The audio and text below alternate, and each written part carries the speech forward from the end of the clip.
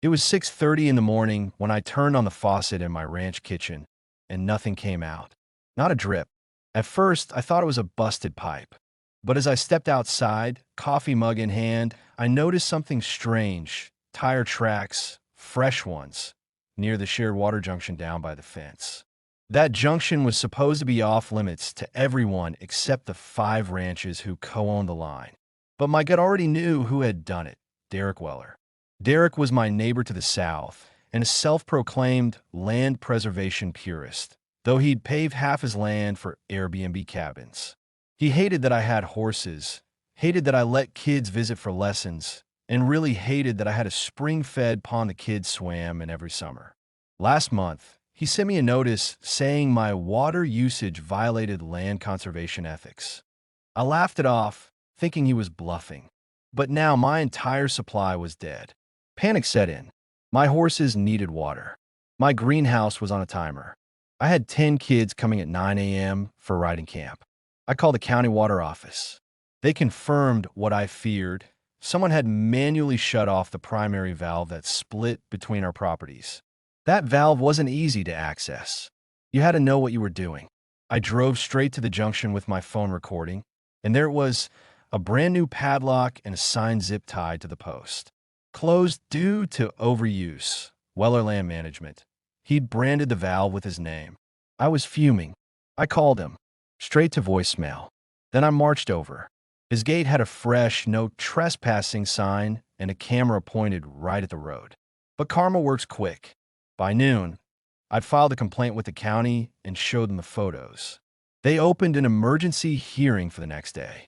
But I didn't wait. I called my buddy Joe, a licensed surveyor and the guy who originally mapped the water lines 15 years ago. Joe came that evening with a full blueprint and GPS scanner.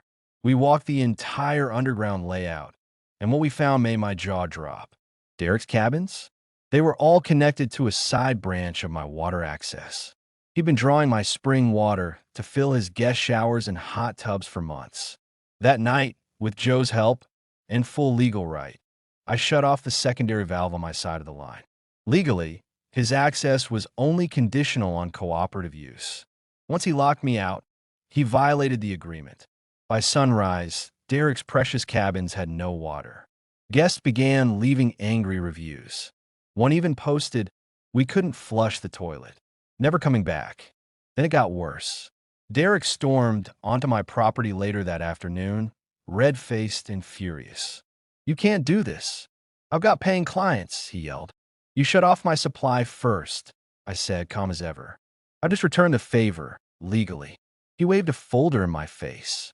"I'll sue you for damages." But I was ready. I pulled out my drone footage, showing him at the valve at 3 a.m. the previous day. "Oh," I smiled, "and the county already saw this." He paused, blinked, backed away. "Get ready," I said. "Tomorrow's hearing isn't going to go how you think." The next morning, I arrived at the county water board hearing 15 minutes early. I had my drone footage, water system blueprints, guest reviews from Derek's cabins, and a signed affidavit from Joe, the original surveyor. Derek showed up 5 minutes late in a wrinkled flannel, visibly sweating. He carried a thick binder labeled "Evidence of Abuse." He smirked at me as he sat down, but that smugness lasted all of 10 seconds. The hearing started, and the first thing the board asked was, "Mr. Weller, are you aware your lock and sign were placed on public utility infrastructure without approval?" He froze. The system needed regulation. He was overusing. That's when I handed over the drone footage. Derek at 3:02 a.m., kneeling at the valve, padlocking it shut. Then I dropped the bomb. I submitted Joe's sworn statement proving Derek's cabins were illegally drawing water from a line that was never approved for commercial use. The board member looked up, deadpan. "Mr. Weller, you've been siphoning water from shared supply, and you cut off the rightful user?" Derek stammered. "It was an accident. I didn't mean to." That didn't buy it. The verdict? Immediate removal of his unauthorized padlock. $15,000 fine for tampering with utility infrastructure. Mandatory disconnection of all commercial structures from the co-op line within 7 days. my legal right to keep the valve shut until he filed for independent supply. I walked out of that courtroom feeling like I just dropped a tree on Goliath, but didn't end there. 2 days later, as his cabins sat waterless and guestless, Derek tried one last stunt. That night, I heard banging outside.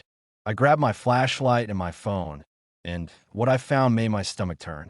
Derek had tried to reroute the water by tapping into the emergency fire line that ran near the road. An illegal move. Dangerous. Stupid. I called the fire department. Within 20 minutes, red lights flooded the night. Not only did they disconnect his rig, they fined him another $10,000 for endangering emergency resources.